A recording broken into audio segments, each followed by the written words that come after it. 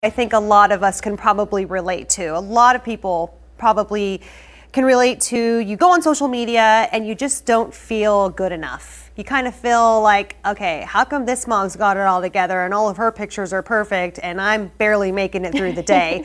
Joining us in studio with more on how you can use social media to uplift and inspire, Jeanette Schneider back on the show. So last time we talked about parenting, and I think this kind of goes hand in hand with it, because we were just talking about social media started out as a way to kind of connect with people you know and keep in touch and show the grandparents the pictures, but now it's just, it feels like it's all like a big marketing thing, and every single picture is to sell or promote something, and it's just too much perfection and it doesn't seem realistic. Absolutely, and I think you have to approach it from that perspective. You have to understand that what you're receiving by way of messaging, what have you, a lot of it is scripted marketing. I mean, there's social media teams who are specifically out there for this purpose, but you have to be aware of how it's affecting you. You have to kind of pay attention to the fact that that's the case.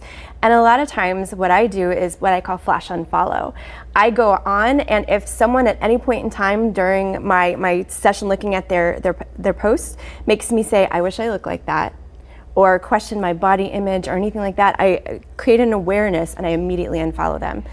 Because it just makes you feel inadequate. It does. I can totally relate to that. And I feel like people would think that maybe someone like me who does this for a living has it all together. But when I'm at home with my kids, I don't look all put together, and I have really rough days, and I like to show that. Yep.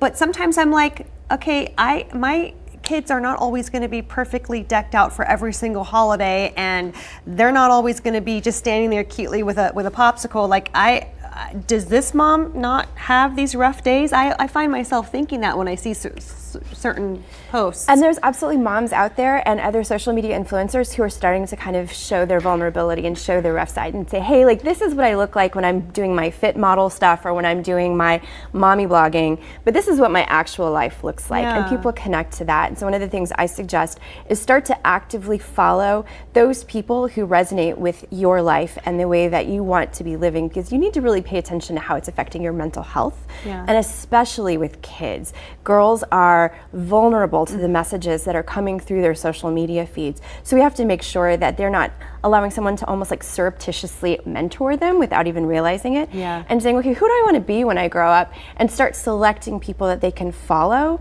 who are going to actually help feed their self-esteem. I saw a headline yesterday, in fact, that said, a new study shows more kids want to be a social media / YouTube influencer than an astronaut, which I don't think every kid wants to be an astronaut, but I think that was just used as a because when you used to ask kids back in the day, like, what do you want to be when you grow up? I want to be an astronaut. But now they're saying, I want to be a YouTube person. Yeah. Really?